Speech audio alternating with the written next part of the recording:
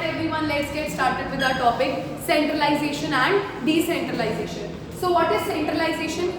जब एक कंपनी की टॉप लेवल मैनेजमेंट सारी पावर अपने हाथ में रख लेती है तो हम उस चीज को, उस कॉन्सेप्ट को क्या बोलते हैं? सेंट्रलाइजेशन. मैंने क्या बताया? अगर एक कंपनी की टॉप लेवल मैनेजमेंट सारी पावर अपने हाथों में रख लेती है, यानी कि मिडिल लेवल और ऑपरेशनल लेवल उनसे पूछे बिना कोई भी डिसीजन नहीं ले सकते हैं, तो उस कॉन्सेप्ट को हम क्या बोलेंगे? सेंट्रलाइजेशन. अगर टॉप लेवल मैनेजमेंट अपनी पावर को, ठीक है, डेलीगेट कर देगी मिडिल लेवल और लोअर लेवल तक, हाँ, लेकिन एक बात हमें याद रखनी पड़ेगी कि कुछ डिसीजंस ऐसे होते हैं जो सिर्फ और सिर्फ टॉप लेवल ही ले सकती है, उनके अलावा कोई नहीं ले सकता. उन डिसीजंस को छोड़कर जो डेली रूटीन के बाकी के डिसीजन लेने होते हैं, उनको लेने देने की पावर अगर हम मिडिल लेवल के ऊपर और ऑपरेशनल लेवल के ऊपर छोड़ देते हैं तो उस कॉन्सेप्ट को हम बोलेंगे डिसेंट्रलाइजेशन. ये वाली डेफिनेशन थोड़ी डिफरेंट है, एक बार चेक करो. It refers to systematic delegation of authority. हमने सिस्टमैटिकली पावर दे दी है through all the levels of management, सारे मैनेजमेंट के लेवल्स के बीच में, and in all the departments, और सारे डिपार्टमेंट्स को भी दे दिया है. एक्सेप्ट दैट, खाली वही पावर अपने पास रखी है which can be exercised at central points. जो सेंट्रल पॉइंट्स यानी कि कंपनी के मेन डिसीजंस को लेने के लिए जो पावर चाहिए, खाली वही टॉप लेवल ने अपने पास रखी है. बाकी की सारी पावर, बाकी के सारे डिसीजंस लेने की पावर मिडिल लेवल और ऑपरेशनल लेवल को बांट दी है. सिंपल. एक बार बिना देखे बोलने की कोशिश करते हैं. तो decentralization refers to delegation of authority through all the levels of management and to all the departments except that which can be exercised only at the central points.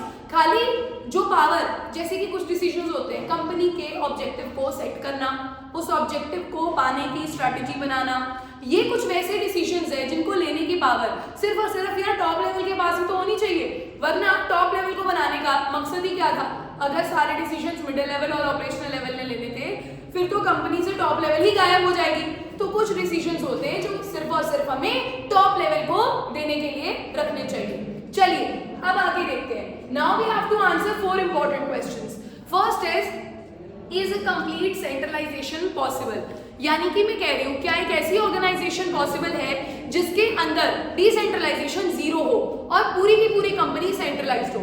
यानी कि एक एक डिसीजन, छोटे से छोटा, बड़े से बड़ा डिसीजन सिर्फ और सिर्फ टॉप लेवल ले रही है. इट इज इम्पॉसिबल बेटा. इसके आंसर में हम लिखेंगे it is impossible because even if we decide to employ one employee, ठीक है, then we have to delegate some authority to that individual या to that employee. यानी कि हिंदी में इसका मतलब क्या हुआ कि complete centralization नामुमकिन है. अगर हम एक भी और एम्प्लॉय, एक भी और स्टाफ मेंबर अपनी कंपनी के अंदर रखते हैं तो हमें कुछ ना कुछ पावर तो उसको भी देनी पड़ेगी, वरना आपके काम कंप्लीट ही नहीं हो पाएंगे. फॉर एग्जाम्पल, मैं आप लोगों को पढ़ाती हूँ, अगर मैं अपने अंडर एक सबॉर्डिनेट को रखती हूँ टेस्ट चेक करने के लिए, और अगर मैं बोलूंगी कि ये सेंट्रलाइज्ड है यानी कि तुम मेरे बिना डिसीजन नहीं ले सकती, तो वो बार बार मेरे पास आती रहेगी, कहाँ नंबर कट करना है, कहाँ नंबर देना है, इसका नंबर कैसे काटूं, इसको नंबर कैसे दूं. फिर तो उससे काम करवाने की जरूरत ही क्या है? वो काम मैं खुद ही कर लेती. तो कंप्लीट सेंट्रलाइजेशन पॉसिबल नहीं है. जैसे कि मुझे भी इस सबॉर्डिनेट को पावर देनी पड़ेगी कि तुझे खुद ही देखना है कैसे डिसीजन लेना है, कैसे टेस्ट चेक करने हैं. ठीक है, ये चीज समझ में आ गई. चलिए नेक्स्ट क्वेश्चन को देखते हैं. Is complete decentralization possible? क्या ऐसी ऑर्गेनाइजेशन पॉसिबल है जहां सेंट्रलाइजेशन जीरो हो और पूरी की पूरी ऑर्गेनाइजेशन डिसेंट्रलाइजेशन से चले? It is impossible. दोबारा, ना ही सेंट्रलाइजेशन कंप्लीट पॉसिबल है, ना ही कंप्लीट डिसेंट्रलाइजेशन पॉसिबल है. तो ये भी इम्पॉसिबल है. इसके आंसर में हम क्या लिखेंगे कि भाई देखो, सीधी सी बात है, अगर सारे डिसीजन मिडिल लेवल और ऑपरेशनल लेवल नहीं लेने हैं तो टॉप लेवल को बनाया ही क्यों है? फिर उन लोगों को तो बाहर ही निकाल दो, है ना. तो इसीलिए कुछ डिसीजन ऐसे होते हैं, मैं दोबारा वही बात रिपीट कर रही हूँ बार बार, जो सिर्फ और सिर्फ टॉप लेवल ही ले सकती है. जैसे कि कंपनी का ऑब्जेक्टिव क्या होगा, कंपनी के ऑब्जेक्टिव को पूरा करने की स्ट्रैटेजी क्या होगी, कंपनी की पॉलिसीज क्या होंगी. कुछ डिसीजंस ऐसे होते हैं जो केवल और केवल हमारी कंपनी में टॉप लेवल ही डिसाइड कर सकती है. तो भाई साहब, कंप्लीट डिसेंट्रलाइजेशन भी इम्पॉसिबल है और कंप्लीट सेंट्रलाइजेशन भी इम्पॉसिबल है. चलिए थर्ड क्वेश्चन देखते हैं. Does decentralization support division of work? क्या decentralization डिवीजन ऑफ वर्क को सपोर्ट करती है? अरे भैया बिल्कुल करती है। डिवीजन ऑफ वर्क कह रहा था कि काम को डिवाइड कर दो स्मॉल और मैनेजरियल एक्टिविटीज में, फिर एक ट्रेन स्पेशलिस्ट को ढूंढ के लाओ, उसे वो काम करने के लिए दो। बार बार कोई भी एक्टिविटी करने से इंसान के अंदर आ जाती है स्पेशलाइजेशन। और अब डिसेंट्रलाइजेशन की बात करते हैं। अच्छा हाँ, एक लाइन रह गई इसकी। डिवीजन ऑफ वर्क फ्यूल दोनों तरीके के काम पे अप्लाई करता था, managerial as well as technical. तो अब यहाँ पर भी वो यही कह रहे हैं, डिसेंट्रलाइजेशन में भी हम यही बात कर रहे हैं कि हाँ जी, आप डिसीजन मेकिंग अथॉरिटी को बांट दो, टॉप लेवल अपने पास ना रखे, मिडिल लेवल को उनके डिसीजन लेने की पावर दो, ऑपरेशनल लेवल को उनके डिसीजन लेने की पावर दो। तो बात यहाँ पर, मुद्दा यहाँ पर भी सेम ही है कि आप सपोर्ट कर रहे हो कि काम को डिवाइड किया जाए। इसका आंसर यस है। ठीक है, अब बच्चों को समझ में नहीं आता कि मैम 3 नंबर में लिख के क्या है, सिर्फ यस लिखा है। अरे भाई पहले डिवीजन ऑफ वर्क एक्सप्लेन कर दो, फिर डिसेंट्रलाइजेशन की डेफिनेशन दे दो, फिर एंड में लिख दो जी हाँ yes it supports division of work. समझ में आ गई बात कैसे अटेम्प्ट करना है? पहले डिवीजन ऑफ वर्क, इसकी जो आपको सेकंड चैप्टर में मैंने लिखवाया है वो एग्जैक्ट लिख दो, फिर डिसेंट्रलाइजेशन की डेफिनेशन दो, फिर एंड में लिख दो हाँ जी यस इट सपोर्ट्स। ठीक है, चलिए let's move to last question. Is decentralization an extension of delegation? क्या डिसेंट्रलाइजेशन डेलीगेशन की एक एक्सटेंशन है? डेलीगेशन को ही बढ़ा करके क्या डिसेंट्रलाइजेशन बनाया गया है? अरे बिल्कुल बनाया गया है। इसका आंसर तो बहुत ही सही है। In delegation we multiply the power by 2। Delegation में हम पावर को मल्टीप्लाई करते हैं बाय 2, लेकिन डिसेंट्रलाइजेशन में हम पावर को मल्टीप्लाई करते हैं बाय मैनी। तो ये चीज सबको समझ में आ गई। डेलीगेशन में we multiply the power by 2, decentralisation में we multiply the power by many. बस इतना लिख दोगे तो you will get the answer. ठीक है, you will get full marks. हाँ, अगर 4-5 नंबर में आ जाता है तो भाई पहले डेलीगेशन की डेफिनेशन दे देना, फिर डिसेंट्रलाइजेशन की डेफिनेशन दे देना, फिर ये लाइन लिख देना कि in delegation we multiply the power by 2, in decentralisation we multiply the power by many. Business studies में ऐसे के क्वेश्चंस के आंसर करने के लिए you have to be very smart, you have to write down the definition और फिर and में कंक्लूजन दे दो। समझ गए? चलिए अभी क्वेश्चन है जो आज हमें स्टडी करना है, which is difference between delegation and decentralization. दोनों के डिफरेंस को भी स्टडी कर लेते हैं क्योंकि दोनों कॉन्सेप्ट्स हम पढ़ चुके हैं। हमें पता लग गया जब पावर टॉप लेवल मैनेजमेंट के हाथ में होती है that is known as centralization. उसी पावर को जब हम ऑपरेशनल लेवल तक बांट देते हैं that is known as decentralization. अच्छा, डेलीगेशन हम ऑलरेडी पढ़ के आए। डेलीगेशन यानी कि entrustment of authority and responsibility, और अपने आप ही क्या क्रिएट हो जाती है? Accountability for the achievement of goals. अभी मैं बिना डिफरेंस के टेबल को देखे कुछ 2-3 बातें आपसे डिस्कस कर लेती हूँ। जितना मेरे को याद आ रहा है, डेलीगेशन सुपीरियर और सबऑर्डिनेट के बीच में थी, और डिसेंट्रलाइजेशन जो है वो top level, operational level, middle level, power बांटने की बात हो रही है ना? ठीक है, और मुझे जितना भी याद आ रहा है कि डेलीगेशन जो है उसके मुताबिक अगर देखें बच्चा पार्टी तो ये चीज समझ रहे थे कि एक बंदा अकेला सारे काम नहीं कर सकता, तो उसको आगे अपना काम सबऑर्डिनेट्स को देना पड़ेगा अपने बर्डन को रिड्यूस करने के लिए।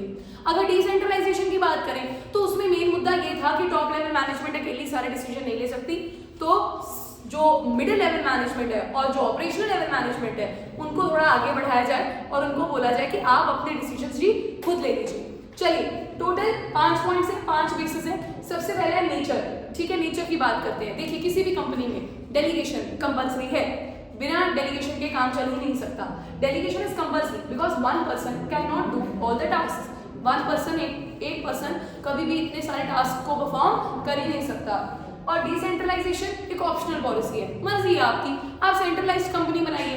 अगर आपकी ऑर्गेनाइजेशन का साइज बहुत कम है, ये मिस्टर ए है, इसके नीचे खाली 2 ही बंदे काम करते हैं, ये कहता मेरे को नहीं करनी डिसेंट्रलाइजेशन, मेरे को इन दोनों पे बिल्कुल भरोसा नहीं है, मैं ही सारे डिसीजन लेने के लिए बेस्ट हूँ, तो इसके अपनी कंपनी में सेंट्रलाइज्ड पॉलिसी चलाई है। ठीक है, लेकिन अब मान लीजिए अब यही कोई मिस्टर बी हैं और इनके नीचे भाई साहब 1 नहीं 2 नहीं 100 बंदे काम करते हैं, तो इनको डिसेंट्रलाइजेशन कर सकते हैं, इट्स एन ऑप्शनल पॉलिसी।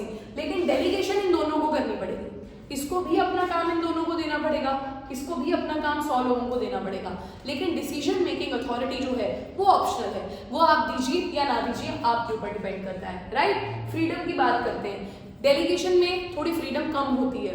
क्यों कम होती है मैं बताती हूँ। डेलीगेशन में हम लोग बोल रहे हैं कि सुपीरियर आपको ज्यादा कंट्रोल करेगा, सुपीरियर ने आपको पावर दी है, आपको ड्यूटी दी है और आप सुपीरियर को जवाबदार हो। वो हम डेफिनेशन में ही पढ़ के चल रहे हैं। It is entrustment of authority and responsibility, creation of accountability, यानी कि यहाँ पर कंट्रोल सुपीरियर का ज्यादा रहेगा। अरे डिसेंट्रलाइजेशन में क्या है, फ्रीडम ज्यादा है। क्यों भाई साहब, हम बोल रहे हैं कि मिडिल लेवल जी, प्रोडक्शन मैनेजर जी, फाइनेंस मैनेजर जी, एचआर मैनेजर जी, अपने अपने डिसीजन खुद लो, टॉप लेवल को बॉदर मत करो, उनको टेंशन नहीं लेनी है आप लोगों की। तो यहाँ पर ऑब्वियस सी बात है फ्रीडम क्या रहेगी, ज्यादा रहेगी। ठीक है, चलिए स्टेटस की बात करते हैं। स्टेटस की बात में लिखा हुआ है यहाँ पर, it is a process follow to share task. Delegation एक ऐसा प्रोसेस है जिसमें सिर्फ टास्क, काम की शेयरिंग हो रही है, वर्क की शेयरिंग हो रही है। लेकिन डिसेंट्रलाइजेशन में क्या हो रहा है बेटा, इसका स्टेटस क्या है, इसका स्टेटस है ये एक पॉलिसी है। डिसेंट्रलाइजेशन एक पॉलिसी है। आपने टाइप्स ऑफ प्लान्स पढ़े थे, टाइप्स ऑफ प्लान्स में आपने पढ़ा था ऑब्जेक्टिव, स्ट्रैटेजी, पॉलिसी, याद आया।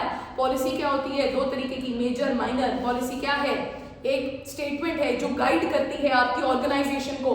तो अगर आपकी सेंट्रलाइज्ड पॉलिसी है तो यानी कि सारे डिसीजन टॉप लेवल लेगी। डिसेंट्रलाइज्ड पॉलिसी है, सारे डिसीजन जिस लेवल का डिसीजन है वो वही लेवल लेगा, जिस डिपार्टमेंट का डिसीजन है वही डिपार्टमेंट अपना डिसीजन खुद लेगा। तो स्टेटस तो हमको जी क्लियर है। Let's talk about scope. देखिए डेलीगेशन का स्कोप नैरो है, नैरो यानी कि छोटा स्कोप है, क्योंकि डेलीगेशन एक प्रोसेस है जो सिर्फ सुपीरियर और सबऑर्डिनेट के बीच में है, यहीं तक लिमिटेड है, यहीं तक रिस्ट्रिक्टेड है। और अगर डिसेंट्रलाइजेशन की बात करूं तो बहुत वाइड स्कोप है। वाइडर स्कोप होने का कारण क्या है, क्योंकि ये दो सुपीरियर और सबऑर्डिनेट के बीच में सीमित नहीं रह गया, ये लेवल्स के बीच में जा चुका है। अब टॉप लेवल ने मिडिल लेवल को पावर दे दी अपने डिसीजंस लेने के लिए, और ऑपरेशनल लेवल को पावर दे दी उनके डिसीजंस लेने के लिए।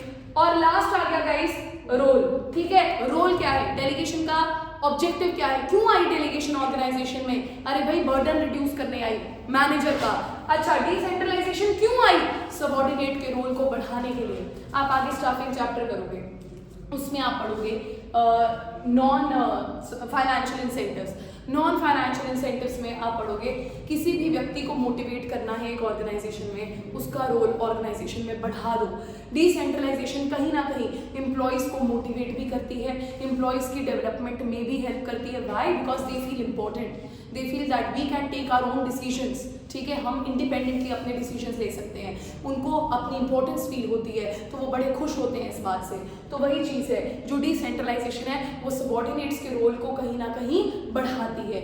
यहाँ तक सबको क्लियर है, बताइए डिफरेंस क्लियर है। डिफरेंस के 5 बेसिस क्या है, नेचर, फ्रीडम, स्टेटस, स्कोप और रोल। इसको कुछ ऐसे बना के याद कर लो ना कि उसका नेचर है, उसको फ्रीडम बहुत ज़्यादा पसंद है, ठीक है, वो स्टेटस बहुत ज़्यादा डालता रहता है, ठीक है, वो देखता रहता है हर चीज़ में कितना स्कोप है, ठीक है, और उस हिसाब से अपना रोल डिसाइड करता है। ठीक है, उसका नेचर क्या है, उसको फ्रीडम पसंद है, वो बहुत ज़्यादा स्टेटस के पीछे पड़ा रहता है, हमेशा स्टेटस डालता रहता है, ठीक है, और हर चीज़ का स्कोप देखता रहता है कैसा स्कोप रहेगा और उस हिसाब से अपना रोल डिसाइड करता है।